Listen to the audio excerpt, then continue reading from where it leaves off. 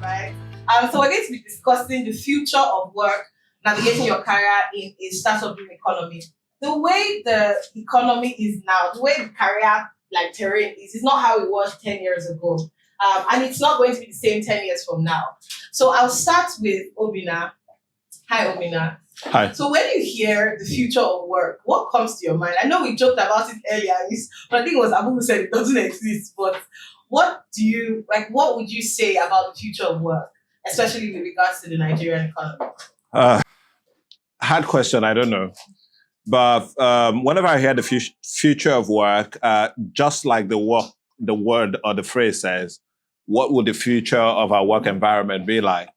The first thing I think about is how a computer is going to disrupt our workplace. How is AI going to disrupt our workplace? And it's a question I really can't answer, and I'm quite close to the AI field. Is a lot more. It's interesting and it's scary in a way. Scary because things are moving faster than education is moving in Nigeria. So the evolution of AI and the things machines can do is actually moving in a faster pace than we are adapting our education curriculum. So that's the scary part of it. But the interesting part of it is that I've already come to accept the fact that the human race is evolving and people will be able to do things naturally that we couldn't do in the past because, of course, the workplace will evolve. The natural jobs that we have today or the natural things we study today will probably not be relevant tomorrow because everything regarding logic will probably be handled by a computer. There was a book I was reading recently that talked about, it sort of followed the Darwin's theory of evolution and how humans or animals lose certain kinds of abilities when they're no longer in use. And they talked about the human brain, that the human brain is just a place of logic, it calculates ones and zeros. And as computers and artificial intelligence gets a lot more intelligent and take over this logical reasoning from humans, that the function or the capacity of the brain to do those logical reasoning will keep declining. And I stepped back and I said, it's probably true. Why? Because when GSM came into Nigeria, I knew a lot of numbers by heart. I could tell you, mom's number, dad's number, this person's number. But today, hey, the brain is hardly keeping those numbers. And when you think about it this way, what you would say is, what are those logical things, those ones and zeros responsibilities in the workplace, the traditional workplace today? What are those things? If you highlight them, you rule it out and say, something else is going to do this for me. So what would the workplace really look like? Would it be somewhere people need to congregate? Will it be somewhere people need to be dispersed? And the more dispersed people are, the less likely you can hide under activities for productivity. So it's scary in one dimension, because I think we're not evolving as fast in the school environment, in the tertiary institution environment, in our curriculums in Nigeria. But it's also exciting in another part because, hey, there is this thing about evolution and you being part, you are alive when that change is happening. So it's actually an interesting generation for the human race. I think that's how I generally think about it. Thank you, Obinna. I was thinking earlier about how some jobs that used to exist no longer exist because, technology has taken over those jobs. I don't want to mention any jobs so that I don't offend anybody who is probably still studying that course at the moment. Really? Are there jobs that don't exist? Okay. But Abu, let's hear from you. When you think about the future of work, what comes to your mind? Well, I hope I'm as clear as Obinna. He still has a lot of energy. I don't. The first thing I want you guys to remember is that work itself is not an end product. Nobody consumes work. Work is an input into something. And if your thinking stops at work, then you have already outsourced the value side of it. Work is what they take away from you. Value is what is created by work. In the days when things were very stable and predictable, our parents could afford to leave that conversation about value to the great companies that they went to work for. These companies will hire you and you work there for life.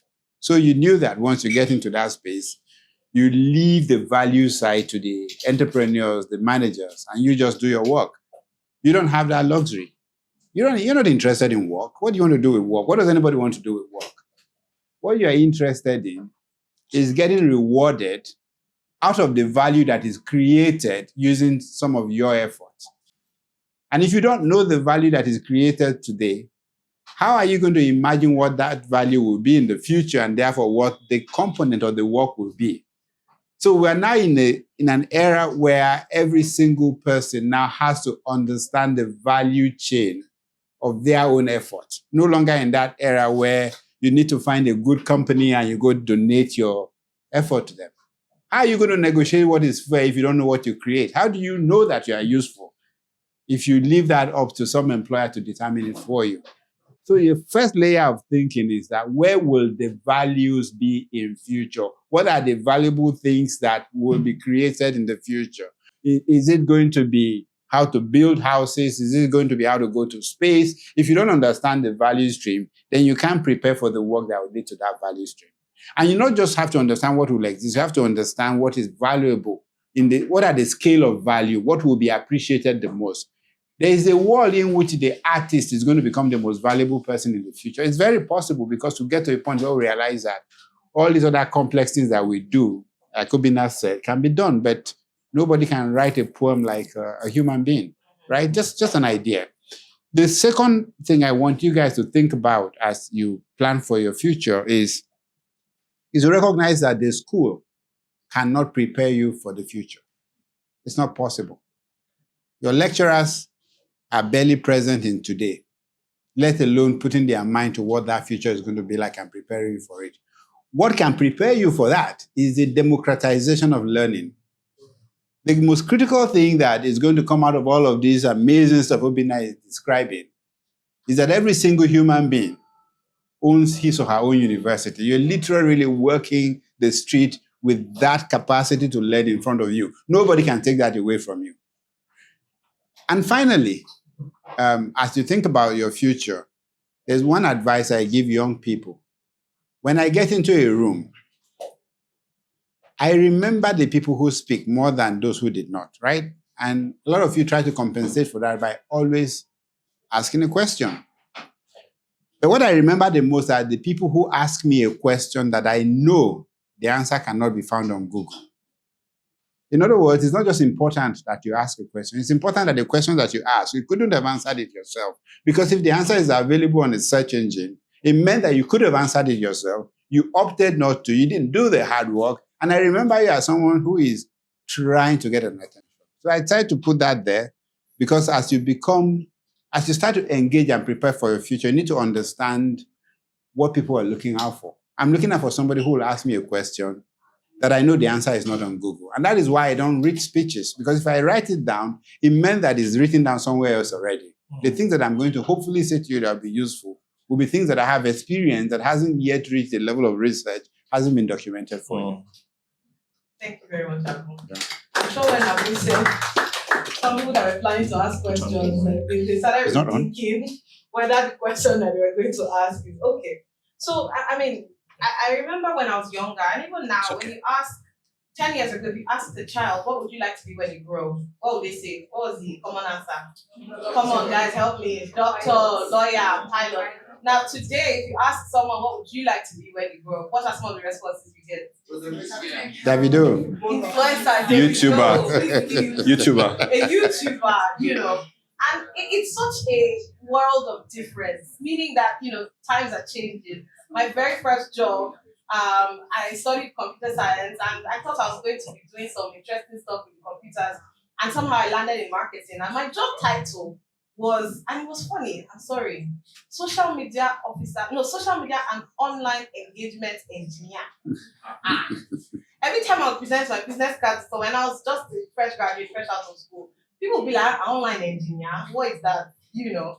But now, more common is it to be a social media officer or a social media marketer. In fact, now I think we've fallen to the bottom of the food chain, and people like product marketers are now more, everything is more bougie. So I'm just speaking about the current trends in the world of work. So comparing a more traditional, like the banks, to startups, what would you say about what does work look like in a more traditional firm like a bank, as opposed to a startup? Okay. I'll try and interpret my understanding in my response. First, the fact that we're getting new job titles in entertainment and Tech. social tech and the rest, it shouldn't deceive us from what primary value production is. One of the signs of a declining society is a society where entertainment pays, and it's will you call it a more attractive source of livelihood. It's actually a very glaring sign of a declining society. Go back to the Roman Empire when they wanted to start declining. That's when you start having the big theaters and everything. Look at the American society today. All the real industrialization, the hard work is hardly there. And that's why you see the decline. And you see the society that is rising are the societies where they can build the hard stuff. I need to build a rail track. I can build it in 1 month. I need to fix a bridge. I can fix it in 3 days. And that's why it will be very difficult to beat China, because they are producing fundamentally. And that brings me to the answer to your question. Now, tech is meant to help improve what you call primary value. So if you think about what banking is, payment, risk management, compliance, tech is meant to help that thing happen a lot more efficiently. But the challenge we're having today is that the huge part of tech, energy of tech, ends up in the fluff. So we think the good flyers, the fact that the thing is what's it called? The user interface is fine and all those things are great. Then I've produced great tech without doing the core work itself. So when you're thinking about, if you ask me about startup tech in my industry, startup tech in a lot of other industries, I think we've got to be quite circumspect to remain grounded, knowing that tech is meant to help us produce faster, produce the spine faster, generate better or stronger spines, and not just the fluff of it. Because the way we think about it today, tech bro and tech tech sis is about the flashy thing and all those stuff. That's not what it is, and that's why you see a lot of fintech companies. Of course, we're from banking. Fintech companies just go up and they just go down. If I ask you where are the fintech companies that are out of Africa, well, you can call 1, 2, 3, 4, 5, 6. And if you go down deep into what they do, you see that it might not last centuries. It might not last decades, like the foundational institutions actually are lasting. So we've got to really, I feel a little bit sad or a little bit scared for what we generally call the tech sector, especially out of Africa, sub-Saharan Africa, because we're not really dealing the foundation of tech. We're just staying on the fluff of tech. Make it beautiful, make it nice, and we're forgetting and distribute widely. So you say, it makes it beautiful, makes it wide, and you can distribute widely. It's not what's going to sustain us going into the future. We've got to go down to the basics and solve for the basics using tech. Thank you, Mina. So just writing on that, so how do you think the startup culture, right, is different from the traditional? And what I'm asking in in this instance is, how is the startup culture different from traditional corporate environments, and how will this influence work expectations? So Obi had said that people think tech is all the nice, fluffy looking stuff. And I'm asking you this particularly because I know that even though to outsiders, the startup culture exists, the traditional sector culture exists, but I know that what we're doing at Sterling is quite different. So how will that influence the work expectations? Well, first, going back to Obinna, Obinna says that the tech ecosystem is failing because they are focusing on the fluffy stuff of tech. And he means that they are not building the hard stuff of tech. I think the problem is bigger than that. The problem is that tech optimizes. And if you don't have an economy to optimize, the tech is going to come in and realize that it has nowhere to go. Yeah, it just flops. The tech will never dig a gutter, right? We've got to have somebody with a shovel. So as a people, we know the jobs that if you were a skilled person in those fields, you are highly, highly likely to be engaged every single day. And we know that nobody is doing startup in those fields. I don't know of any startup trying to make doors. We bring a lot of doors in from Turkey, China, everywhere till today. I don't know of startups trying to fix packaging. All the packaging you see on the street today are coming up from somewhere. We know that healthcare would be a huge part of our future. I rarely come across startup in biotech. Why? Because those are the hard stuff.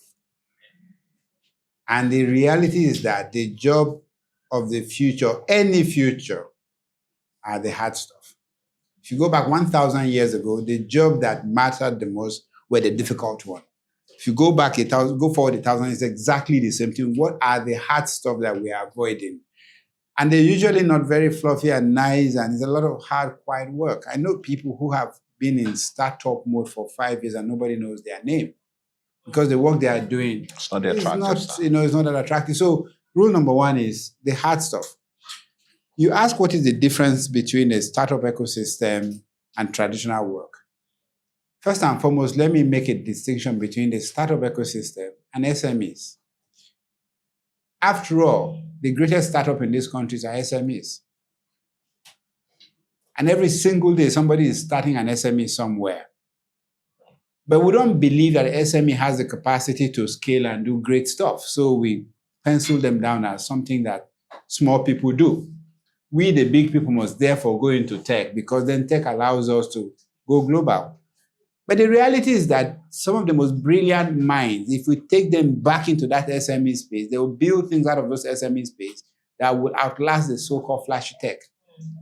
Some of the smartest people should just take on some of the most simple things. Nobody has figured out how to do plumbing in this country. There's no graduate level PhD person who has sat down with a team of young people and figured out plumbing is a problem for every single household in this country today. Nobody is solving for it. So my advice is that don't think of startup as some flashy tech build and go global. Think of startup as what is the persistent problem of a society that people will pay for? And how do I step down from my, really high horse of being a graduate and postgraduate and all of that global learning and come to the street level? Because then you will bring in solution that the current people can never imagine that solves a problem. Now, what is the difference then between a startup ecosystem and traditional organization?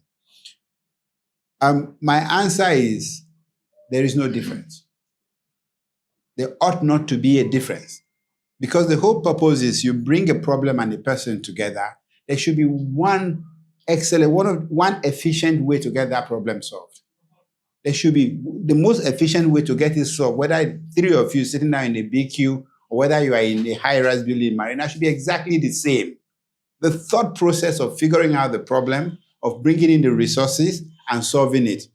The reason why we see differences are that in matured institutions, they have experiences of how these things are done, and they've codified those experiences, and those experiences have become processes.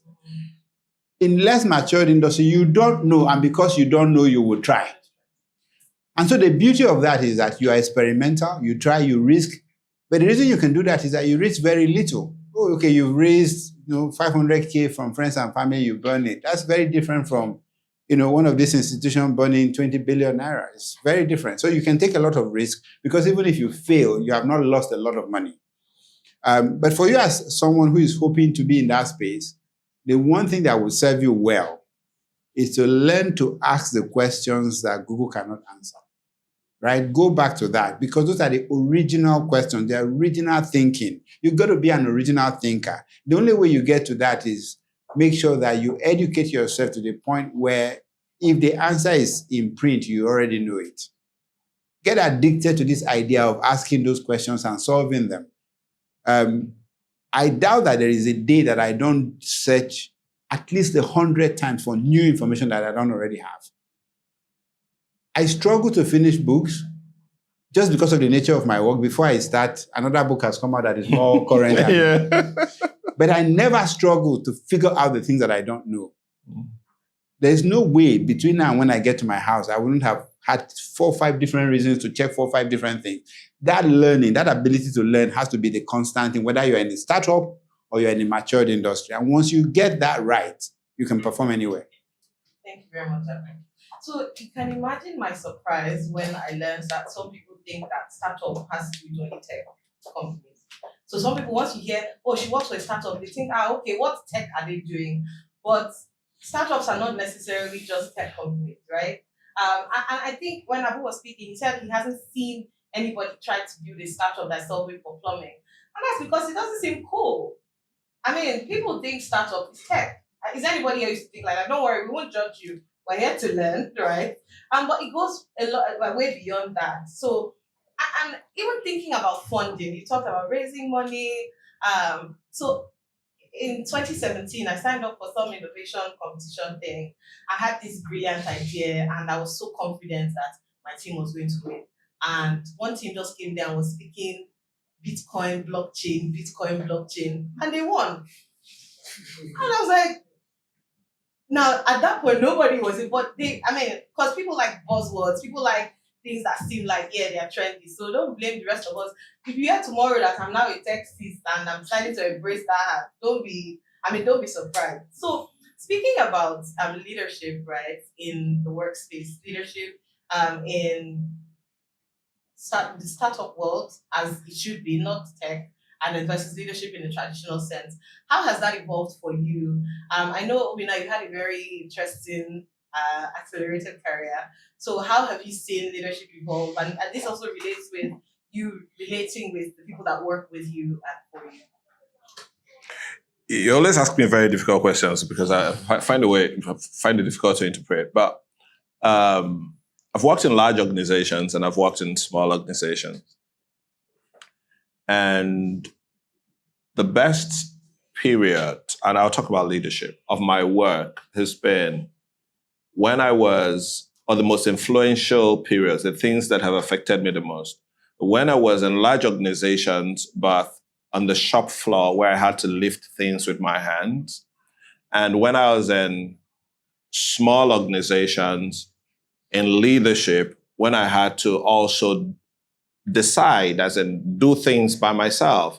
In the small organizations, my decisions will determine whether people are paid salaries the next month or the next 2 months or the next 3 months. The things I do, the decisions I make could actually imply that we can't actually pay our rent. So you see two very difficult places to be.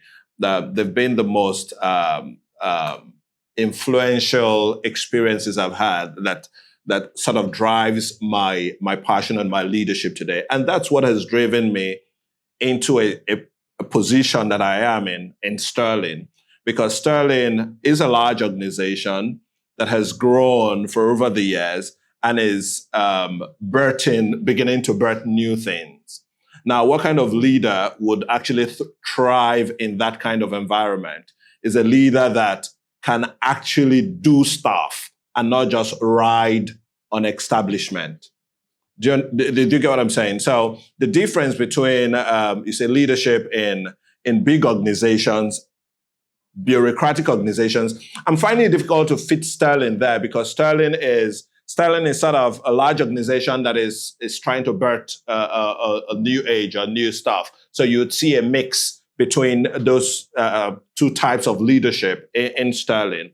But in traditional organizations, a leader he just tries to manage the market, manage his stakeholders, ensure that he's interested in incremental, incremental growth. Don't spoil it, don't burn it. It's better to just increase without reducing or without losing. But in small organizations, you don't have anything. So there's nothing really to protect. And you've just got to create. And that's where the real hard work is. It builds your ability to take a lot more calculated risk. It builds your ability to be a lot more responsible. So you see in smaller organizations and startup organizations that are quite, that have consensus leadership, you see them being a lot more responsible, a lot more willing to take risk. It's a little bit unlike the startup space, the startup tech space, where we see people that are interested in the next raise because it's all about how much they get into their pockets and not necessarily what they create. That responsibility is not there. I'll just close this particular conversation by talking about a conversation I had with a young lady that started a tech company in healthcare. And she ran to me and she was like, I think I want to close shop. I want to distribute the monies I raised back to the owners because this thing is damn difficult. It was quite interesting because the guys I speak to in tech never talk like that. They always talk about the next raise. But you see, that kind of leader, if you bring her into a Sterling today, if you bring her into a consensus, a big institution that has conscience, that's thinking about impact, she's going to thrive. Because at that particular point, she's got stability, she knows she can pay the next salary, she's thinking about the future, she's not scared about the next meal. She'll produce real hard. So I encourage people to either learn to start at the shop floor in large organizations where you get your hands dirty, or you start up in a startup tech where you know that your decisions will determine whether your staff eats in the night or wakes up in the morning. Don't just think of starting in a bureaucratic organization where you push papers and you get paid a salary. You will fade and you will be irrelevant in the future. Thank you, Obinna. I'm just really leaning on that. What are some of the benefits and challenges you face with trying to bring in the startup culture in a much larger bureaucratic organization? What are the benefits and then the challenges? Okay. Because I prefer Obinna's question, I'm going to answer the And I prefer yours, actually. So, I spoke at the Latif Jakonde Leadership Academy, the graduation, I think it was just yesterday, and I repeated what I told them when the program started a year ago. What I said to them was that you cannot lead people to where you have been. You can only lead people to where you have never been. If I have been somewhere, I'm only guiding you. I already know the way. The thing about leadership is, and you have to understand it, is that those who truly lead have to be almost as lost as you. They don't have all the answers. They have a vision. They can imagine it. They know there is something called a Senate building somewhere. They have that vision, but they've never been. They're going to have to figure out a way to get there. And very few people have the courage to do that. Most people will not set out to go somewhere they've never been, let alone take people along with them. So as you think about leaders, recognize that a great leader you would know by the fact that the person is taking you somewhere where he himself or herself have never been, right? Then coming back to the question that you actually have for me, please remind me again. What are some of the benefits and challenges? Yes. Okay, so if you're taking a well-established institution that feels that it knows what it is doing, and trying to effectively turn it upside down, the primary thing you're dealing with is chaos, right? Those who come into the institution and who have worked in very calm and established institutions, all they see is chaos, and they don't know how to deal with it. Those who come from the startup industry, all they see is the remnant of the old institution, and they are frustrated by it. So what I have are two sets of people that I've managed to piss off. I've managed to piss both of them off really thoroughly, in the hope that in that engagement, we start to find the best of both worlds, right? So I know so many people. I know a couple of, in fact, there's a particularly brilliant young man who came to work for me in my office, came from one of the big four, and after a couple of months, sat down and said, I can't do this. I don't know how to operate in ambiguity. I don't know how to operate under chaos. But the fact is, the world that we're living in now, even if you're not thinking about the corporate world, the consumer world that you live in is one of chaos, one of uncertainty. And so what I try to do is to provide that opportunity where people can operate under uncertainty, and therefore they can experiment, and therefore they can take risks, therefore they can make mistakes and be okay, while at the same time providing the guidance so that we don't lose track. The beauty of it is that people found themselves. There are a lot of people that were in the traditional institution that did not realize that they have the capacity for this kind of, edgy thinking, this sort of borderline, insane experimentation. And there are a lot of people who came from the crazy world thinking they were startup guys who realized that they're actually quite good at stabilizing things and running them. So you don't know yourself. The fact that you were in one ecosystem doesn't mean that that is your true self. You've got to be able to come into an environment and then you figure yourself out. Okay. So, Obinna, earlier when you were talking, you talked about AI and some other interesting stuff. So, what do you think are some trends that will shape the future of work in the next 5 to 10 years? I know you already mentioned AI, but I was thinking you could drill down a bit. So what are some predictions that you have on future trends that will shape work in the next 5 to 10 years? First, I'll lean on what Abu said earlier, that there will be no jobs in the future. So there will be the real organizations will not be designing work for you. They'll be buying value from you. So if you've graduated as an engineer or you're graduating as whatever you're graduating, nobody's going to buy that certificate. Nobody will pay for the certificate. In fact, we're already seeing traces of it. I know Google at the time said, they're not hiring, they don't care if you're a graduate. And Google is that far. I remember about 3 weeks ago, I was having a conversation in my office, and I told the HR representative, I said, I don't freaking care where this person went to school. I don't care. I just want this thing to be done. And if the person can do it, then I'll sign up for it. Now, you see Google there, and you see me here. And I didn't read what I said. The problem is, I have an institution to build. I have something to produce. I'm under pressure, and I just want to get the job done. Who would I employ to get the job done? The guy that's got a first class, or the guy that can just do it? It's the guy that can just do it. That's the guy I'll get. So increasingly, your formal certificate will be useless. And forget about this whole regulation that says, he's got to do this NYS, he's got to do this, he's got to do this. The country is getting broke, and a lot of inefficiencies have to come in place for it to get rich. And these are part of the efficiencies. What? The guys that can work. That's one. The second is AI. Like I said, if your brain is just structured for ones and zeros, doing the logical thinking, calculating, multiplying, I'm very good with the Excel sheets and the rest of them. I bet you AI will take that up.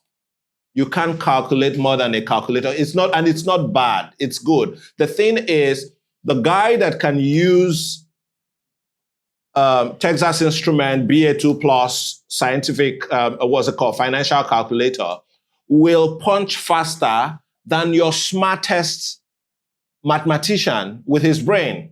So the guy in the future that understands the capability of artificial intelligence and knows what to outsource to it will outperform the guys that don't know it, or the smartest guys in the room. So you see that works that require basic logic will move away from there. And it's so, I'm emphasizing on this because it's so fundamental. Why?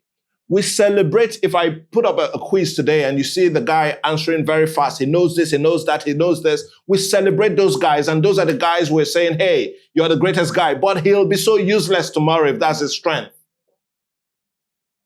The guys that will win and thrive in the workplace are the guys that have built their imagination. They can think, their ability to create and see into the future is there. And there's something about these human beings. They thrive well with uncertainty. Logic works with certainty. 1 + 1 is 2. When you build yourself up in a way that it really doesn't matter, I don't care, then your mind begins to evolve. And that's how children actually learn. There's no fear of failure. They don't really care. But those adults that are very certain, ones and zeros, they'll be quite useless in the future. Thank you, Obinna. So I know like some of us are sitting here and they're like, oh, I came to see the MD of selling and you are not allowing me to ask questions. I'll be ceding the microphone in a few minutes, but just before then, I was on Twitter a few days ago and I saw a post someone made, and it says, oh, I'm sitting in the office and I'm watching someone who earns 10 times my salary struggle to convert a Word document to PDF. And I was like, okay. But I was spoke earlier about navigating two sets of people. The ones who are, the startup-driven people, and then the more formal, bureaucratic, traditional workplace kind of people. So my question is, what would you say is a good midpoint for both? I know you talked about finding that midpoint, but could you just share, a little about what that looks like? Because that is where we're heading towards. Well, I probably will answer that question best by attempting to still sum up what Obinna is trying to say. I anticipate 4 different separation or divorce over the next decade. Some have already started. The first one is that there is going to be a separation between the institutions of higher learning and learning. There's nothing we can do about it. And the reason is because if you take Nigeria, for instance, the total installed capacity for tertiary learning is really under 2 million. We forced 2.3 million people into it. But the reality is that we shouldn't have 2 million people in the current physical infrastructure. And we shouldn't even have 1 million people given the existing faculty and their true capacity to inspire and to teach. So there will be a divorce between the institutions of higher learning and the actual process of learning. And it's not just for those undergoing graduate studies. It's also for the learning that you do once you are out of school. Because the 99% of what I know today didn't learn in a classroom. That's the first divorce. The second one that is already happening is a divorce between the office and the worker. Increasingly, the relationship between an office space and the worker is going to be one of periodic visits. Show up once in a while to show proof of life, as they say. Mm-hmm. But it's a significant divorce because it has fundamental implication for the 4th divorce. The third one, which is what I think Obinna has tried to explain, is that there's going to be a divorce between the corporation and the individual. Because historically, the corporations own you. They hire you, yes. They call it a job, yes. They let you go back home to your family at the end of the day, yes. But deep down, they own you. They put you in a situation where all you ever want to do is to please them. And so your entire life is planned around your employer. What is happening with the statutization of work and the tokenization of payment and the digital platform on which both of them are riding, it's that I can pick a particular set of job that I want done, and anyone, anywhere else in the world can get that job done in a way that can be measured and the person can be paid. That process has started. It's going to keep accelerating. People will start to design work in parcels. So I put a parcel of work that requires you. We already see it in the gig economy. It is going to happen in the formal economy because it becomes the cheapest possible way to get the job done. It is exactly what drove Uber. This idea that I have reduced that work to a simple parcel and anyone can pick that particular little trip. I'm not a taxi driver, but I have 10 minutes, I'm going to make this trip and make $2. That subsidization of work is going to grow. And ultimately, and I think this is where all of my fears now dovetail into hope. Because we have separated the school from the learning, you and the guy in MIT, you are learning the same thing. Because we've separated the office from you, the individual, you can sit down in Damaturu today or you can be in a Kogosi and you are able to carry out work as if you are in New York City. Because we've now sachetized the job, you don't longer have to sign the slave contract that we like to give people. And finally, because of all these three, you can sit anywhere in the world and do work anywhere else in the world. Once you understand this forced separation that is going on, and you then equip yourself to ride the crest of this, it means that the set of skills you are acquiring must enable you work remotely. The set of interests that you have must enable you know where these job opportunities are. When you do all of that, that's where the future lies. Again, as usual, I've derailed from my question, right? But I think this is so important for you guys to understand. That there's nothing, in fact, we should pray for it more than anybody else in the world. Nigeria should pray for these processes to accelerate because we need 10 million people studying in tertiary institution at any point in time at the minimum. 10 million is 5% of our population. Minimum that number. How are you going to move from 2.3 to 10 million when lecturers haven't been paid? When the buildings that we're using were built in the 70s have never been renovated? We can't, right? And then back to your question at work. You asked me an original question that I dodged. Yeah, I'll still take it. No, I asked what the midpoint is. Okay, what's the midpoint? Yeah, Yes, which is why I went this way. If you think about yourself in the context of what I've laid out now, it doesn't matter whether you're in a traditional institution or you are in a startup institution or your ecosystem, because one of the things that you develop is a capacity to see the actual value and the problem to solve. You stop seeing the processes and the task and the bureaucracy. What you see, this is the nature of the problem. Because even your employer is now more clear as to what is an outcome that they're looking for. What you then must ask yourself is, what is the knowledge base that I have? What are the tool sets that I have that means that I can deliver on this outcome better than anyone else? It doesn't matter whether you're a startup or not. It matters that when the problem is put on the table, you get it done first. But ultimately, moving away from AI and everything, I think the most powerful set of skill that you can develop today is the skill set to work with humans.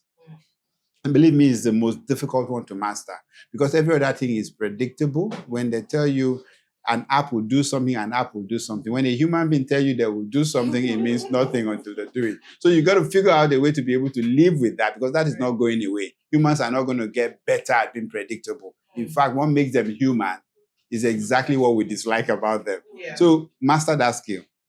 Thank you very much. Okay, so now the moment a lot of us have been waiting for. I'm going to throw it open to the floor. Aku is going to help me coordinate that. So if you have questions that you cannot find the answer on Google, now is a good time to put your hands up to ask. Someone at the beginning of the session said the reason why he came here is because he wanted to meet Abubakar. He wanted to meet Abu. Abu is here now and you are... Okay, so we have one question here, one question here. Finally, your hands are up. Okay, so we'll start from the gentleman on the right and then we'll move. Hi, good evening, everyone. My name is Paul Upa Santos, and I am a film TV director. I'm in the creative sector. One of the major reasons why I came around today was also to be able to network and meet up with my fellow young people. Even though I'm not that young. So someone once asked me a very, very curious question once, and the person said to me, "Why do you always take the hard road?" And I asked the person, "Why do you see two roads?" Now, this is the reason why the person asked. I am very happy to be here. I'm very happy to be listening to both of you because you guys are saying what I keep saying to interns, guys that work with me, the younger people, and even some of my peers that are looking for the easy way out. People don't want to people don't want to go through the hard road anymore. And it is so sad. I remember when in my sector, we used to create TV commercials and agency will send the copy and we would brainstorm for months. The Bank PHB's commercials, the Star Lagers of back in the days, all of those commercials that we made, some of those commercials, we went through the hard road for sometimes 2 years and because we were not just going to film commercials, we also wanted to film commercials that would tell brand stories and will meet up with the KPI of the brand. So my question now is, are we going to say that Nigeria as it is, and again, sorry, I don't want to bring Nigeria's problems into the room, but are we going to say that, productivity and taking the hard road is due to the current situation, let's say the last, again, not being political, but let's say the last 10 years, because people are, everywhere is hard. People are looking for how to jump out of the ship of hardship and, find an easy way out. Are we going to say that's also a contributing factor? That's my question. Thank you. Maybe let's take 4 questions. Okay. Okay. All right. Is that okay? If as long as you can remind me of the question. Okay. I think I have the first one. Okay. All right. So, my name is Williams. I am the CEO of the logistic fintech out of Lagos. We provide tools for commercial logistic fleet operators to digitize their trips and access credits, get discount, and a lot of other things. My questions are in 2 forms. One, Obinna, you spoke around AI and the fact that it's here to stay. But there are truths that exist here. AI thrives on foundational infrastructure and data and all of that. But the issue with the problems that need solving across Africa so today is that it's more geared towards creating those foundations and those infrastructures that artificial intelligence will really thrive on. The other truth is that AI is here to stay, and it's only the people that are able to leverage it, that are able to enjoy it. The question then is, how would you advise a young professional or a young entrepreneur on this continent to prepare for it? Most of our programs today are stuff that we still need to do the hard work for. ChatGPT will not figure a lot of that out for you. But how do you prepare for it? The second question is towards Abubakar. I am hugely inspired by what you're doing with Sterling Bank. I dream every day to build an institution like yours.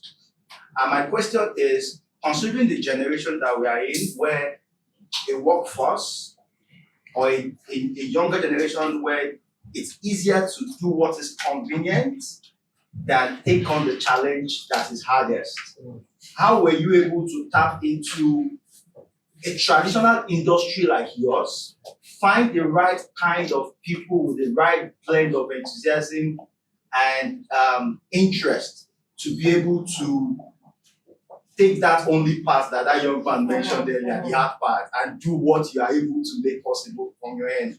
And how do you position as a business owner to be able to attract those kind of, how do you screen and how do you attract those kind of talents into your business? okay, so we'll take okay, so we'll come back. Good evening, everyone. Like I said before, my name is Abu and Obinna. I'm a fashion designer, basically still in school, following accounting. So my question to you, sir, is I'm a 4th level student studying accounting in university. Basically, I didn't want to study accounting. My parents wanted management. So yes, I am going into Nigeria these days, be graduating from school, really, really scared because we don't know what Nigeria has to offer to us. So I've seen a lot of my friends that are graduated with first class and then they have nothing to write home about, and then started tailoring like during COVID-19. The amount of income I've made from it, some of my mates have graduated with first class. So I'm really, really scared. I want to ask, is it a good thing to drop what I'm actually studying right now and focus on this? That's my first question. And then my second question is, can you give us some instances, some problems you faced while you were trying to build up your career and your business? Okay, thank you. Why do you see another way or another pathway? I think the first point is that the reason, let's even assume you can see an easier way versus a hard way. The reason I prefer the hard part is I like the scenic road. I like to be alone. I like to be able to see. The easy part is always crowded. Rest assured that if it is easy, there are lots of people there. I now recently found myself saying that the low-hanging fruit are probably rotten. Otherwise, somebody would have plucked them since, right? So thank you for that clarity around it. My response to you is that when we write stories, it looked like there were times when things were easy and people then did the right thing. When we really sit back and look, this desperation that we see today that we think is a new invention has always been our reality. It will shock you to know that this is the richest Nigeria has ever been. It will shock you to know that this is the highest number of graduates Nigeria has ever produced. It will shock you to know that this is the highest our industry has ever has an output. We're looking at $65 billion of industrial output. This is the highest. You know the reason why things feel so bad? Because when this journey started, very, very few of us knew where the goods are. And so when you come into Lagos, and you come into Unilag, I remember coming here as a student. Maybe you have like a fraction of the student today. The quality of life was good. The lecturers had time for them. The majority of us were in the hinterland. We had no idea what we were missing out on. So when you ask the people who were part of that elite, they were like, life was good now. It was good, but for very few. In 1970, the total number, this is one of my favorite statistics, total number of post-secondary school students, OND to PhD in Nigeria was less than 20,000. And we're already 57 million people. So of course, 20,000, they will live like kings and queens. And when you ask them, they'll tell you life was good. What happened? It was because very few of us had access. Nigeria has been poor. Our life expectancy when we became independent was 36.9 years old. We're approaching 55 on the average, right? So things are better, but because first and foremost, we now live in a globalized world where we are seeing those who are on the 70th year of their journey, the 100th year of their journey, and we're comparing ourselves, we get frustrated. So things are hard. They are hard everywhere. I rest assured that some of the challenges that the civilized world, as we like to call them, mostly the Western world, are facing, I would rather face our own challenge than theirs. They are facing terminal challenge. In 3 generations, there will be 4 South Koreans for every 100 alive today. In 3 generations, they're going to lose 96% of their population. And they've tried everything possible. Nothing has worked. We want to talk about Japan. We want to talk about the American empire and the reality of, you've got to understand that I don't see the Nigeria problem. I see the Nigeria opportunity.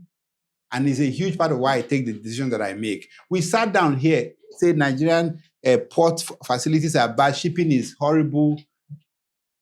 Mr. Vaswani, in the year 2000, went to go and stand in front of Lagos State and told the governor, I want to build a port. 2003, 23 years, he finally completed that port. Nigeria is processing 1 million containers. He's going to process 300,000 containers in the first year of operation. One man, in the same Nigeria, he didn't come and get any special treatment. My point is that Nigeria is hard. but people are harder. The people who build countries have simply got to understand that if it is not hard, who will be waiting for you to come and build it? If movie making is not hard, well, who is it you? I'll make my movie myself now. Right. So please understand this. You guys are right to talk about the circumstances in Nigeria, but you got to place it in historical context. When we get upset with our fathers because we think they didn't do enough, these people lived under Abacha. These people got shot at. I was in places where people got shot at under Abacha. When those ones are saying, the people before that were a civil war, they fought. And the people before that were the chattel of the queen. They had no voice of their own. And before that were slaves. So this continent of ours, as bad as things are, represents a progress. We have to recognize that progress, otherwise we'll give up, thinking there's nothing to do. All the people jackpying now, jackpy is not a new thing. We've been jackpying from our villages to Lagos for the last 50 years. It is just that Lagos has become hot. You guys are now jackpying to Canada. All of us are jackpyers. We are doing it. I came here, graduated, got onto a bus, and got into this town with nothing. That was jackpy. Do I know anybody? Is my family here? No. Right. So that's one. The second question I want to quickly take is, how do you find the people to go on this crazy journey? Well, the answer to that is that find crazy people. Right? The number one rule for hiring, if you're going on a crazy journey, is to make sure that you're hiring mad people. Because you're hiring the regular people, you are getting the regular outcome. I was attracted to people who just thought differently. People walk into my office with dreadlock and I'm interested. People, wearing earring, I want to know why. Then because there's something there that you don't have. The reason why you are where you are is you have what you have is not getting you there. If you want to get away from it and you're still looking for what you have, you are not helping yourself. You got to find people that are very different from you. You will make a lot of mistakes. Many of them will be mishires. I've hired people that sometimes I wonder whether I was drinking the day I hired them. But at the same time, I've had some people who are like, God, you send this one to me, right? Yeah. So you've got to be open. If you are a tech startup bros and you have all this tech understanding, please go and hire that guy who is doing reconciliation in a bank. Correct. The skill set that he's bringing, you can never have it. The thing that he will say, you can't see it. Diversity is not about feel-good soft. It's about bringing in talent. Because there is a, and I'll let Obinna speak. There is a, I think it's a saying, and I believe it's from Kogi State, from the Gala people have a saying that I came across as a young person, I never forgot. It says, if you have more new clothes than someone, it's not likely you have more rags than the person. Think about that as diversity. And someday it's a rag that you need, not the new clothes. Obinna? Okay, I think I'll go with the question. And I will answer your accounting question after. I was going to start with the accounting question. I just remember. So the people you made clothes for, I'll guess most of them you met them in school, right? You met many of the people you made clothes for in school, and you network a lot in school. Okay, so most of the people that eventually went out to do, or many people that go out to do great things, never really were professionals in the fields they studied. But there is something about the human being and information and learning that the biggest part of your learning are the subtle learning. They're the things that just stay with you that you definitely don't know that is staying with you. So your process in school can never be wasted. It's not possible. And again, as human beings are, there is a kind of energy you get from completing things you start. Now, if you ever tell your system that it is okay, your unconscious body, that it's okay to start something and not complete, you have just drawn a gene that you don't want to be transmitted to your kids or to grow in you. So you've got to complete your studies. And and that's what I think, I'm just giving you a direct answer. It's possible you don't practice as an accountant, but you'll be so shocked how your experience studying accounting 101 will affect how you do your bookkeeping as a fashion designer. And if I would advise you, please apply your mind to what you're studying. And it's very good that you are in the real life, that you create things, you've generated money, you've done this and done that, so that when you're studying in school, you can try and make it real.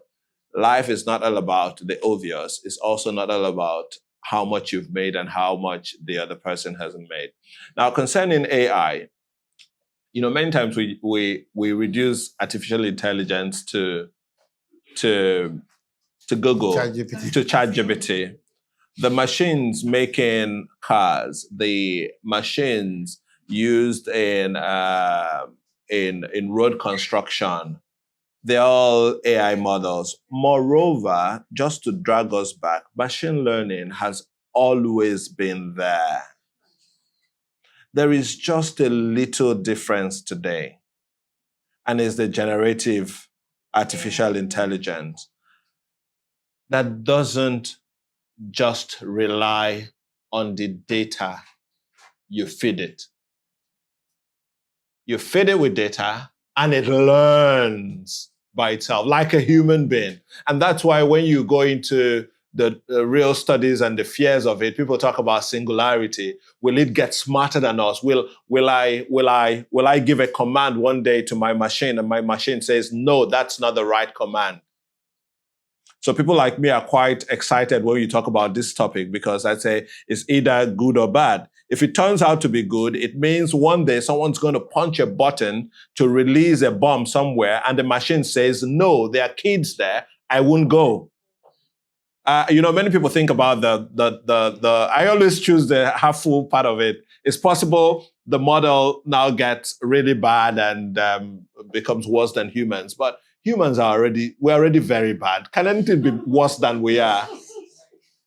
Now, you sort of answered your question when you were asking concerning fundamental technology, fundamental work. And I'll go back to that again. In school, I did a course. It was I think, global economics, and it talked about financialization. Let me explain. If you can build a car today, the first foundational technology is that you can build a car and you build factories that can build a car. Then what do? You decide to financialize that skill. You go into the banks and you go into the equity markets and say, we can build 100 cars. And if you calculate it, it means we can build 100 cars a day. That means we can build 33,000 cars in a year. Now, I want to sell my ability to build 33,000 cars in a year. I want to sell 5 years worth of it. And I create an instrument that I put in the market and I sell it. And someone that buys that instrument looks at it and says, okay, I can now create a fraction, a sub of this instrument and sell it again. And what have I done? I have created, from 33,000 cars a year, I have created money, value, whatever, that is in multiples of 33,000 because I have sold into the future, which is fine. But you know where the problem starts? Where you get the profits from this whole sales you're doing and say, hey, this car production is no longer good for me to go produce it in China, go produce it there. I'm no longer investing in technology that ensures that I can produce more hard stuff because I've seen the soft life. And that's where America and financialization and the United Kingdom, all this, Europe, that's where the decline started. Yeah. Now, for Nigeria, where the problem is that we're so influenced by these Western cultures and we're doing the money doubling game on air. There is nothing. So if we must grow, which we will, we need to go back to start doing plumbing. We need to go back to start doing the real work. Someone asked a question in a group chat today that which do I prefer, the Chinese capitalism or the American capitalism? I didn't answer, but I was just thinking about it. I said, maybe the Chinese, but I'll tell them not to write the language, the pamphlet. They shouldn't write it in Chinese. They should write it in a way I understand. Yeah. Because I want the kind of capitalism that will bring production to me and I'll learn with them. I don't want the type of capitalism that sells me debt instruments, that sells me Bitcoin, that sells me, blockchain is a fundamental technology. But if I talk about blockchain here, everybody here talks about coin. We're going to release this coin and that coin. That is the American freaking capitalism. I'm talking of capitalism that can produce. And that's what Nigeria currently needs. The guy that's going to dig the ground and produce yam. The guy that's going to do plumbing. The guy that's going to build the house. We have a project we're currently financing. It's a massive hospital project. And when I went to visit them, of course, there's been devaluation and all sorts, and the cost has so much increased. And I turned to the, what's it called? The contractor. I said, if this was in China, they would have delivered this hospital in 9 months, max. Max, you've been here for 4 freaking years. That's the problem. Work we need to do in Nigeria. And yes, artificial intelligence can help do it. If people understand this machine learning, understand regenerative AI, understand, and we start building our language models, and we start building machines that can help us in creating, in building, that we don't need to climb up the staircase 10 times and come down before we can pour one cement. If there are machines that can just take it up and do it, then those are the kind of things that will drive us. So very well, people need to study artificial intelligence and its application in construction, its application in learning distribution, its application in agri, its application in climate monitoring and things like that. Finally, the last AI conference I was in, where they were talking about singularity, they were so scared about where AI is going into the future. And they asked me my view about it. I said, hey, my view, I'm not even where you are. I'm in the space where I need to solve for education. I need to solve for health. I need to solve for food. So just stay day your day. Let me day by day. Thank you. Thank you. But before you go on, I really want to pitch into the question that he asked. What does Nigeria have for you? The worst question you can ever ask. I guarantee you in life, that question can never get you to the top of anything. Sure. Nigeria has nothing for you. You know why? Because we haven't built Nigeria yet. It's an idea, a great idea, a powerful idea, and people have done their part, some not so good, others. But if you don't think of, this idea that I have inherited, what do I have for Nigeria? Of all these things going on in Nigeria, that is, what am I going to solve for? You have tailoring skills. You have accounting skills. We spent the last 60 years of our lives as bankers importing soot from Italy, spending all of our little resources. We actively promote this way of dressing now. If your skills is in fashion, tell yourself, this is where I'm going to make a contribution. When I'm done, the average banker is wearing my design. That's what you have for Nigeria. You got to have, there is no daddy or mommy. Nigeria is not your father or mother. On the contrary, we are the fathers and mothers of Nigeria. We are the one birthing Nigeria. Nigeria doesn't birth us. We birth Nigeria. We define Nigeria. And I beg young people, forget Abuja, forget anybody else. There is something you can do that you're not doing right now. Go do it. We were at the Nigeria Economic Dialogue in Abuja. Luckily for us, some of the very powerful people were in the audience, chief of staff, ministers. And I said 3 things. There were 3 set of people there that were all arguing about what you didn't do, what you didn't do. So I said to the young people who were there, I said, the one thing you can do today to change Nigeria today, this morning, there are more than 10 million of you who are social media active. If you wake up today and you all go and join a political party, any political party, you transform Nigeria overnight. No politician will sleep that night and for the next 1 or 2 years. I guarantee you, for the first time, you are not going to be invited to the table. They will come to your table. But we won't do that because that's hard. That's difficult. That's not easy. So we're going to do it. So let's stop complaining about old people leading us. Those old people, as I speak to you now, they're planning on 2027. They're on the street. We'll wait until 90 days to election and we'll start posting and sharing stuff. Doesn't work that way. And I told the politicians who were there that your biggest problem is not the money that is going corner. It is that you keep standing in the way of the people who create it. Go and steal your money. I don't want it. I don't care. If you don't stand in the way of the people who create value, there'll be far more money than you can steal. And to those of us who were there, I said only one thing. You're sitting down here, saving your money, carrying it abroad.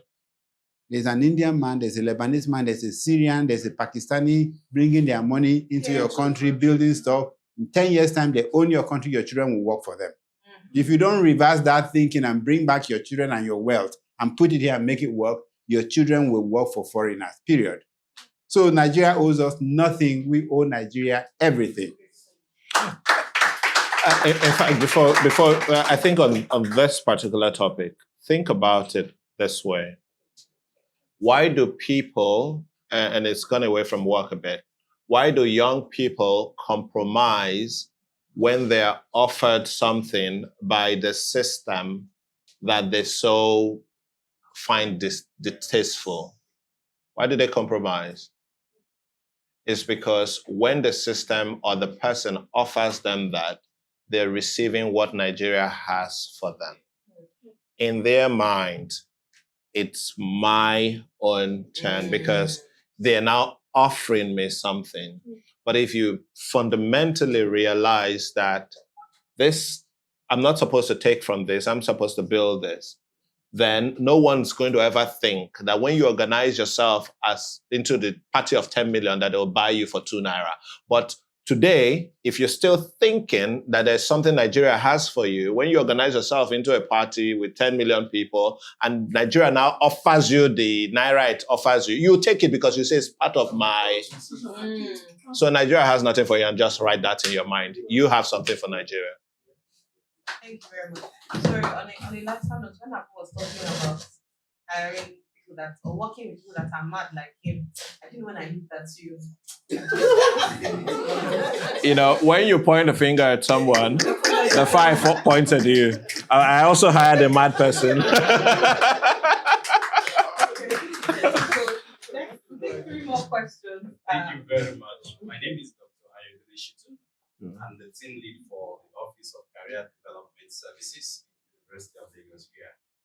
And I'm happy to be here, reason being that we've been brainstorming in line with what you just said.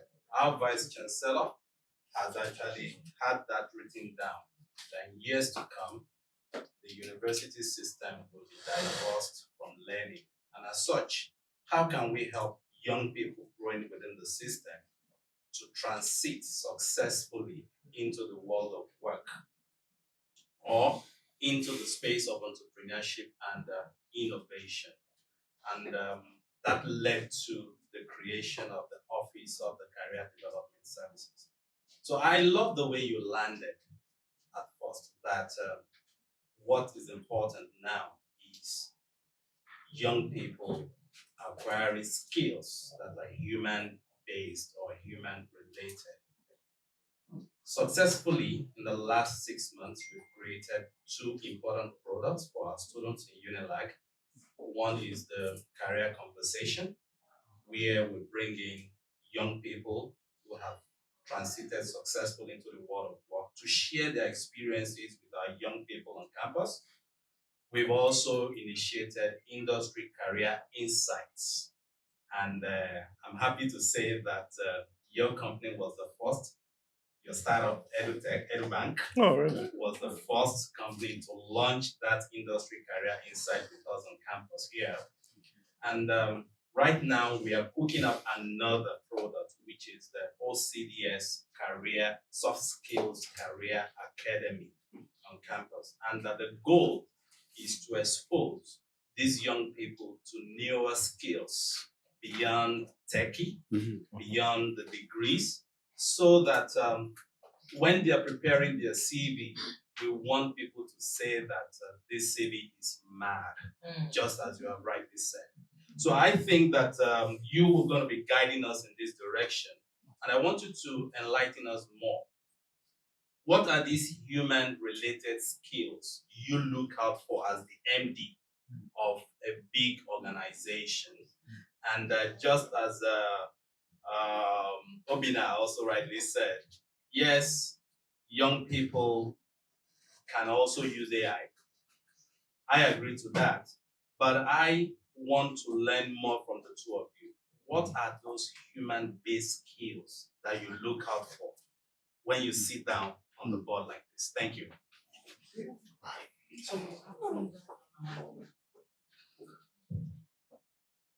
Good afternoon. Sorry, I'm shy, so I'll just. My name is Sabapi. I'm the founder of Coin, SMC community, and Penny Wallet. Now, I'm in the blockchain space. I've been in the blockchain space for 2 years now. But one of the things I'm afraid of is the Nigerian government. On my own, I've been able to build value. Currently, my coin is on $3 million market cap, weight as high as $20 million market cap, $20 million market cap.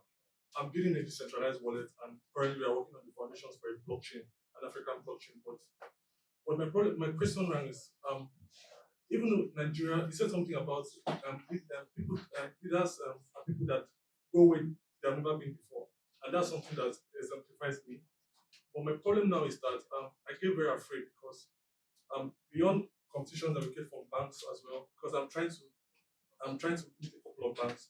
I'm also getting death threats from Nigerian government. They've killed some of my friends already as well. So my question is, would there ever be a future for something as innovative as blockchain? That's what I'm asking. And keep in mind, I came from nothing. Like I was trying making nothing, and now money is not my problem.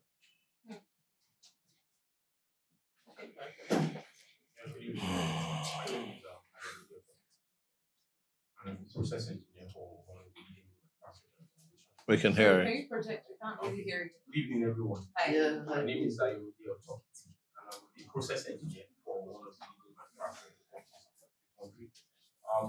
I like the part where Obinna mentioned that there's already a misconception whereby if you're building the flashy stuff and can easily be spread, is the tech.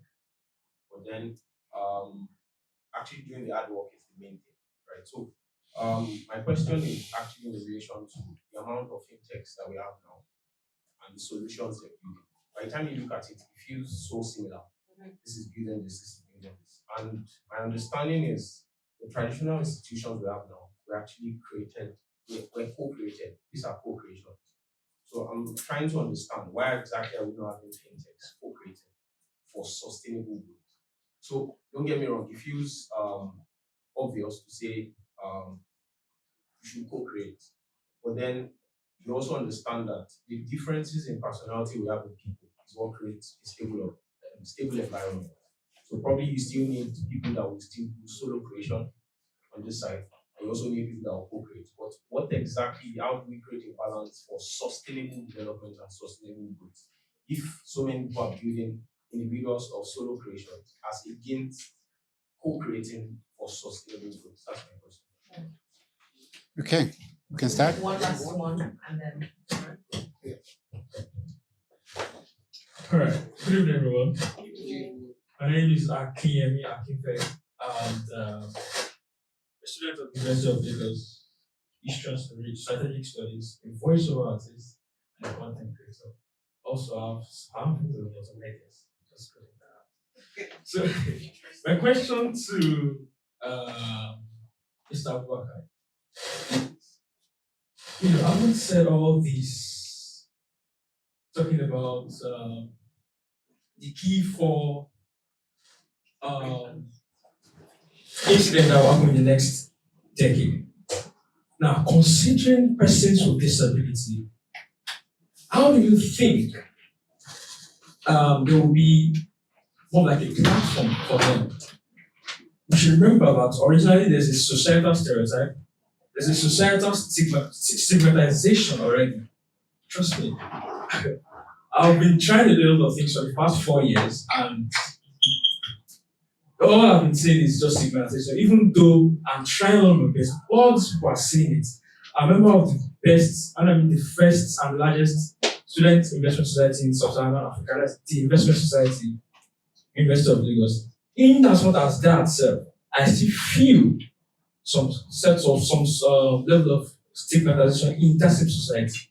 So my question is, how do you think we can enable an environment where we would have an equal fair or equal platform for both persons with disability and the general audience. Thank you, sir. Wow, thank you. It's probably the most difficult question I'm going to have to answer. Partly because I cannot pretend to understand what you go through every day. And there's just no way, no matter how much I try to visualize it. But the little that I can visualize, I can only imagine how difficult it must be. And thank you for not giving up on yourselves, right? My view about disadvantaged populations generally is that the law must protect them. We're in a phase in our life where we are struggling so hard that people will not do the right thing simply because it's the right thing. At this point, we must pursue legislation to protect people with disabilities. We must continue to do it because the average person is too desperate to do what is right. And I don't know what those specific legislations are, but I do know that in my company, we make the extra effort. Maybe it's not yet enough. Maybe we need to talk more to those who actually are in those spaces to tell us what we can do better. So in fact, this is one question where it's more likely that you will answer it better than I can. All I can say to you is that I'm listening. And I hope and pray that more people are listening.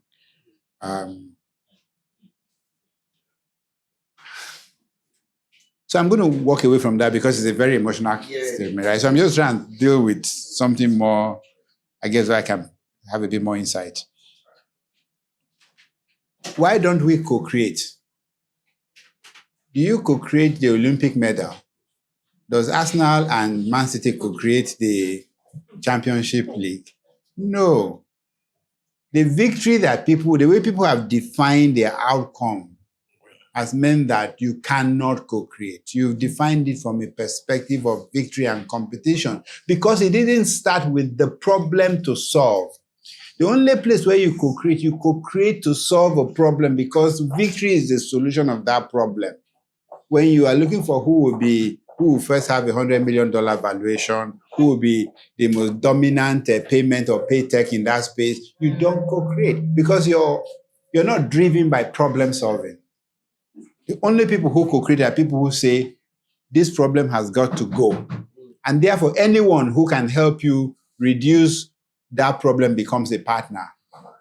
But if you say, this problem, I've got to take it home, anybody who is touching it is taking away from you. Right? So that's the problem. And the areas where people have co-created are areas where people solve problem and work for it. So in the banking sector, we're actually very good at collaborating. We've solved some pretty difficult problems through collaboration. When people look at instant payment and what we've done with it today is significant collaboration. The entire BVN data ecosystem that we built was built through collaboration. So maybe at some point, people will worry more about the problem to solve than who is going to take the flag. Then they will start collaborating, right? So I think it's a fundamental problem that deals with why are you there in the first place? If you are there so that you can win the Premier League, why are you not collaborating with anybody? You are breaking their legs. That's what they are there to do, right? One more thing, and I'll let Obinna go with the other one. Look, if you want to play any game anywhere in the world, play by the rules. You don't play by the rules because the rules are correct. You play by them because those are the rules. And the people who put them in place have the power to break legs. Whether it is right or not, I don't agree with every law that I have to comply with. In fact, I disagree fundamentally with some of the laws that I have to comply with. But I will abide by those rules because I've chosen to play within the confines of laws. But if you have incredible ideas that your market is not ready for, then the best thing you can do is to still build it and build it for the market that is ready for you. Mm-hmm. If it is truly valuable, if the Nigerian government is not letting you do it, the Ghanaian government will let you do it. If the Ghanaian is not letting you do it, you take it to England. So my point is that when you have such capacity to solve problems, don't constrain yourself within any particular ecosystem. But when you do choose to play in the ecosystem, play by the rules. Change the rules when the rules are not good. Fight, advocate for changes, but please don't go outside it because you end up worse off. You will not achieve anything meaningful. You end up being frustrated. The government may not be very efficient, but they are very powerful. Right? One more thing, and I think, Obinna, you can take whatever is left.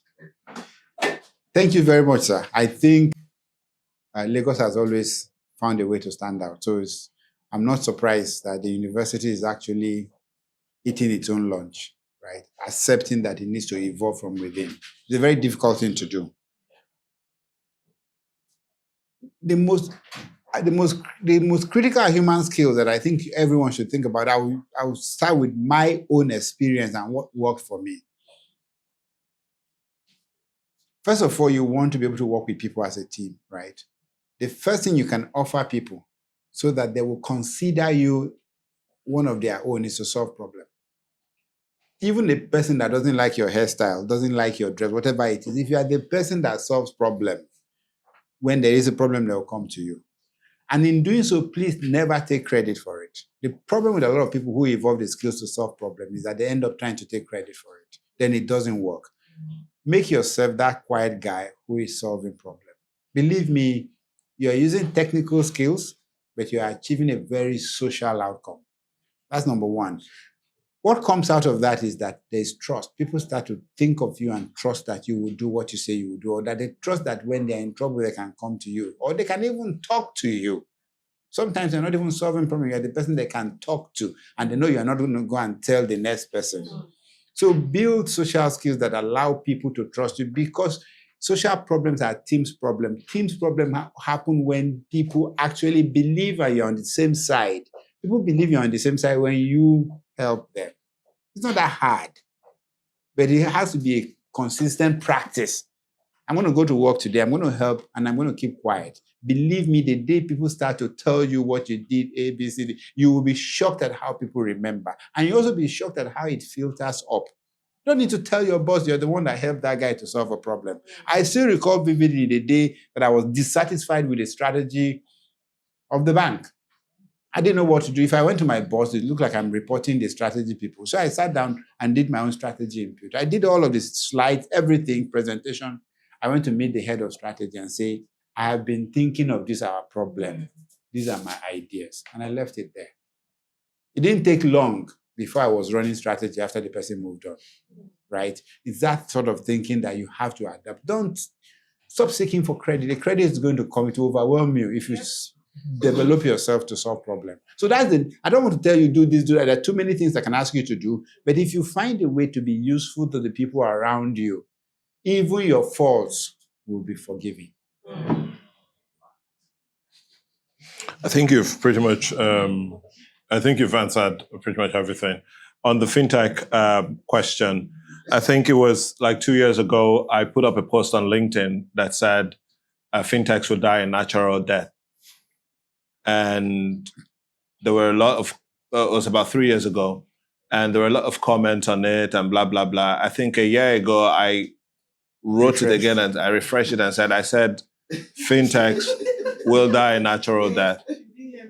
And someone asked me and said, so what should they do to make them not die? I said they'll die because they're not offering anything new. They're not solving any problem. It's all about money and survival. The next raise, the next this, the next that. It's just crazy. Listen.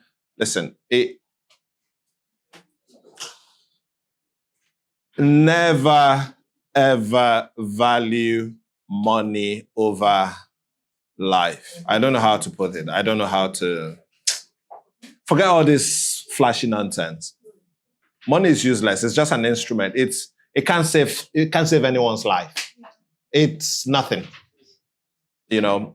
Now, so what should they do to make themselves last? I said, let them go into solving real problems. If they are intelligent, they can solve real problems. You see, you could have a health fintech. You can have an education fintech. You can have an agri-focused fintech. So you're solving a real problem then you're using you're solving the payment side of it because for every problem there's finance, there's movement, there's either credit, there's payments, there's whatever. You blend it together and you begin to solve real problems. Else, like I said then, and I'll say now, the fintechs, pure play fintechs, will die a natural death. Now, coming to blockchain, I probably won't answer the question directly, how Abu's answer sort of solves the problem. But, blockchain, we implemented blockchain to help a university, I think, issue certificates or so. So you see, when you apply that technology to things like that, there's real non-repudiation, But why is it that when we think of blockchain generally, you're just thinking about coins?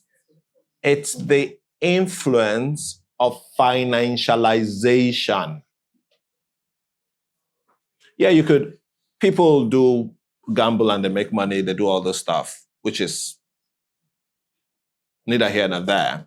But we must always, when we get intelligent, when we understand stuff, we should always bring it back to Nigeria and say, just like I told the AI guys, I say, I have problems to solve in education, I have problems to solve in health, problems to solve in basic architecture and building. So let's try to reduce it to that point. And that's why fintech just went ballistic. Everyone's looking. Come on, what was the last fintech that failed in Nigeria recently? Pay what? Payday failed, yes. Payday failed. Is Brass still alive? I don't know. Yes, Brass. It's still there? Now, see, do you know what happened? In some of these cases, people that do wallets, they just use they think the pillars of banking, that you've got prudence, you've got rules, where people would say, you've got to hold this level of capital in order to support this level of activity. Those things they are laws. You just come in and say, I'm intelligent and I'm going to break laws and it's going to happen. No matter how smart you are going into the future, the sun is still where it was 3,000 years ago. So there are laws you cannot break. Do you know today? And I'm digging into this fintech thing because it's capable of, it's taking away smart boys from banking. Yes.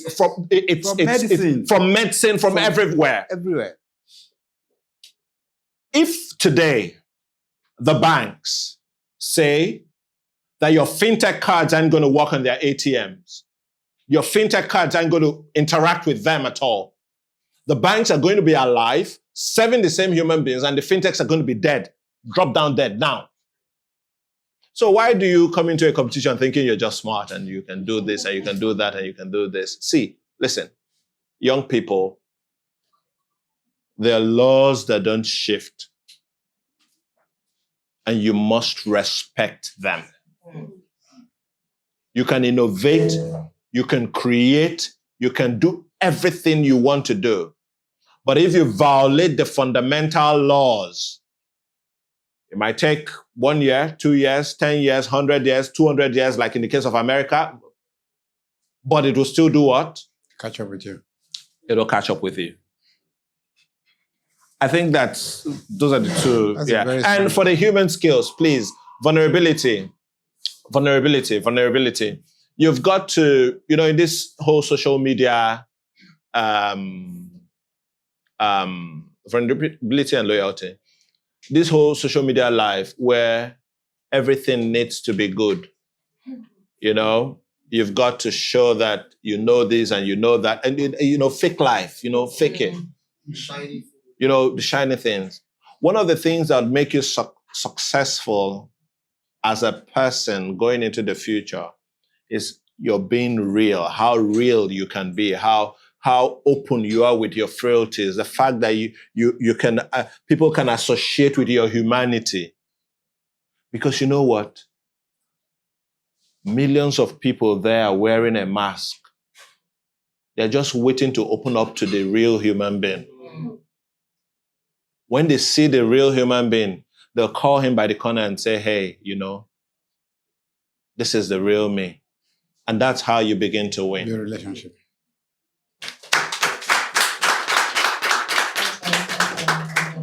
Thank you so much, Obinna.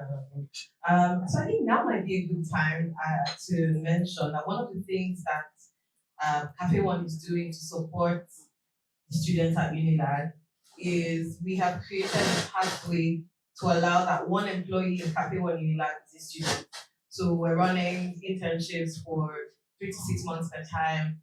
And so you hear more about that in like a week or two, but there's an open slot as long as the space is open for a current student to work in Café One on a part-time basis. So we'll share more details. I wish I could take like 100. Can you make them 3 at least? Just 3 at the time. Okay. One for this big university. Let's start with 2. Let's start. Okay, let's start with 2. Let's start with 2. Awesome. So 2 open slots for current students to work in. Awesome. So we have run out of time for questions because we have a few more things to do before we release them. They have very, very busy schedules, right? So the next thing we're going to do really quickly is we have some questions to ask about them, about Sterling, about Café One. And people who have correct answers will win some interesting stuff from Meet the Grind. Okay. Now, I don't want anybody to, we're very civil people, we've been very well behaved, so please, let's maintain that decorum. So the first question, what is Abu's state of origin? First person that knows the answer. Okay, thank you. No, it's not correct. Maybe because I tried the quote. Yeah, correct. Try again. Nope. Anybody? So nobody knows. It's going to be very difficult. Go get it. Go get it. Nope. Okay, one last person. Okay. No. Because you're close to tried them, a you little. know? You He's tried. been reading you Should we try somehow. one last tried. person? Okay. Let's try one more person. Okay. No. You were close, but no. You said only one person. I'm sorry. So many people have failed. It's not like we're calling on the next. What's the answer, please? What's the answer? Okay. I will give you the name of the town, and if you can get the state. Bebeji. What? Bebeji. No. Okay, I'll give you one final clue. It's the same place that the Dantatas are from. Kano. Who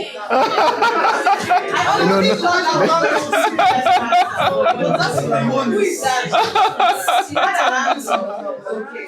But the person who said Benue should actually get the award. Because you're Because close. my mom is actually from Benue, and I did live in Benue. So I suspect it. No, it was him. Okay, so the person who said Benue should get some. I'm sure somebody is Googling what is Obinna state of origin. I'm not going to ask that one. Okay, my next question. How many hubs does Café One currently have? How many locations do we currently have? That's an easy one. Come on. Okay, next question. In Nigeria, how many hubs does Café One have? 6 or 7. Wow. You think? Or think again. Right. That person that said 2, you need to be disqualified from asking questions.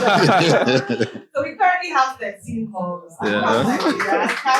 So, okay, so Abu is handing out. So only one person has won something so far.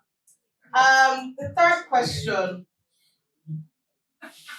Where did Abu work before he started working for Sterling? Easy. Where did Abu work before he started working for Sterling? Yeah, they were all toddlers at that time. So we came.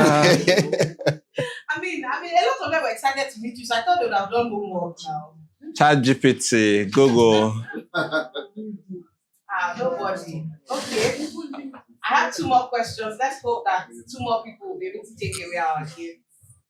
So, when did Café One Unilag go live? If you don't know that one, then I don't know why you're sitting here. When did we launch this place? I want the date. I can't get it now. You're a weekend. Yeah, a weekend. Oh, someone's hand is off. Oh, okay. What year? Okay, thank you. It's actually correct. My final question. What is Obina's date of birth? Like his birthday.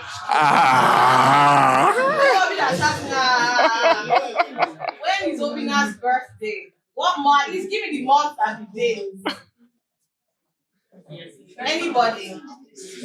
Nobody? Okay, let me help you people. Abu and Obinna have the same birthday.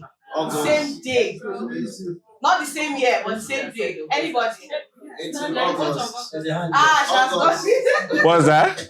Okay, so she got the answer. What did she say? He said 19th of August. He also got So, okay, so he also got it. So, yeah.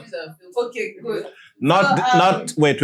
Not the same year. He's one full decade. 10 years. I hope 10 years. hopefully it shows.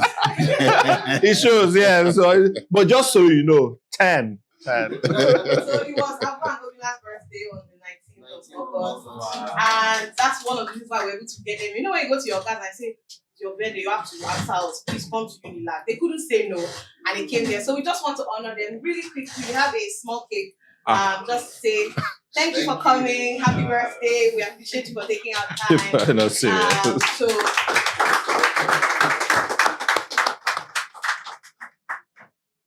While you are moving the cake, somebody desperately wanted to ask a question. Yeah. Maybe you should just let him. You See, that's how you make friends. That guy is going to like me now. He's going to like you. Good evening, everyone. My name is Suleiman. My name is Dr. Charles Adeyemi. I imagine that's my training bell. I would say that Mr. Suleiman has been my mentor for years now, since 2017, even though we've never met. And we've had very limited communication. I'm almost the only one in that relationship. I've been following him across social media since a time when someone called Dr. Pashwa started a project trying to get young people to get involved in solving what I would call the business of organizing ourselves, which is politics, of course. And that has come up in the conversation. Question. Today. So my question, from what you gave us today, I love the analysis. Because of learning from the learning institution and workplace from work, it would then seem that there might be a divorce between the citizens and the government. For instance, what do you think about that? Would I be right to make such an assumption? And what will you say about that? I'm sorry, I missed the actual question. You can just repeat that. Divorce between learning and the learning institutions, divorce between the workplace and the work. How about divorce between citizenship and government? Okay, I'm going to hazard. It's a hypothesis, so it's not verified. I'm of the view that the level of governance that we are trying to impose on ourselves is not consistent with the stage of development that we are. And so, very quickly, two things are in dissonance. One is that we've not evolved enough as a people into a nation. So the things that we care about has not become as common to us as it is with more developed countries. Therefore, the political side has a lot of diverse ask of them. We live in a country where some people, all they want is to implement Sharia law and keep their women at home. I'm a Muslim, practicing Muslim, so I can say this because, and there are people who want to be allowed to have gay relationship. That kind of diversity, it takes a lot of time for you to bring some level of unifying harmony. So it makes governance easy. The second part of it is that because our level of development is also at this point, the resources that is available for the size of government that we are thinking doesn't exist. So we disperse resources. We want to have embassies in 100 countries. We want to have a ministry for everything. We have over 30 research institutes in this country. Have an institute for space. We can't fund them We can't fund them because the money that the government spends comes from the people earning. The people are earning at a level where the per capita is too low to fund that. So we have a misalignment because we looked at what people were doing in other countries that had already gone through this process and we copied it. So if we're to succeed as a people, we actually need to simplify our ask from government, our expectation from government, our demand from government. Like I said earlier, this country cannot owe you anything because this country doesn't have anything yet to owe. Right? So that's a fundamental problem with the politics. Now, how does this become a solution? This is something that I've discussed with a couple of professors that are smarter than me, right? I've found myself. And the conclusion is that we need to decentralize the way we organize first. We need to start to learn to function in smaller, effective units. In other words, the estate, the gated community where you live, need to evolve to be an efficient, self-governing space. And when you have tens of thousands of efficient, self-governing space like that start to solve their specific problem, it is now easy for them to come together on their shared interest, and then they can evolve into a movement that will drive government. But we have to step back and organize ourselves in smaller, because we cannot organize on scale. We don't have the experience, we don't have the unifying factors. But when we organize very well in smaller units that are efficient, it's now easy for us to then consolidate that and then, get something out of government. So no, I don't think that the government is ever we're going to do without government. But I think we need to very quickly tell ourselves that there are so many things that government cannot and should not do for us, including subsidies and so on and so forth. They can't do it. Whether it is good or bad doesn't matter. Nigerian government cannot afford subsidies, period. If you keep this thing here, this stuff here today, and we all walk away, lock this place up, there's no tornado, nothing. In 200 years' time, will it be here? Yes. Will you see it here? Yes. From where? Exactly. You won't see it here, right? It's just like your car. It's like your everything. So why do you think that the thing that would outlast you or outlive you on the earth, that you own it? If you own a house today, in 200 years' time, somebody else will be screaming at another person, come on, get out of the front of my house. So do you really own it? You don't. Then why do you want to kill yourself for things you don't really own? Whilst you're not investing in what you really own. When they say in blessed memory, means if you go from where the Proverbs it was taken up from, it says the memory of a good person is his blessing. Do you understand? So when people remember you and they smile, you're gone, but that's the blessing. Why do we crave for things that are temporal and we don't invest in things that are eternal? The reason why we don't invest, you don't invest in an eternal thing is that, of course, you're not ready to die for what you believe in. You're not ready to give and live for others. Everything, every product you design is about the money you want to make. Every decision you make is about the next dollar that would get into your pocket. That's how you know that you're very what? Temporal. The moment you flip it and your decisions are guided by how you impact others, how others benefit from this, how the country benefits from this, immediately you flip it. You start becoming the eternal being that you are actually meant to be. You know, it says, except a grain of wheat falls to the ground and dies, it abides alone.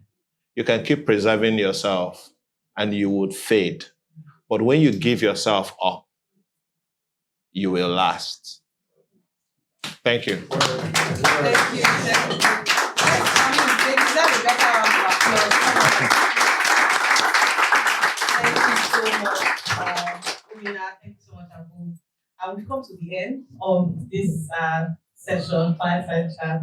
So when you were speaking earlier about not having access to these people, I'm like, well, that's why we are here for a time like this. That's why the grind exists. That's why Café work exists. So we should reach out to us more. Let's work together and see how we can make more of this happen.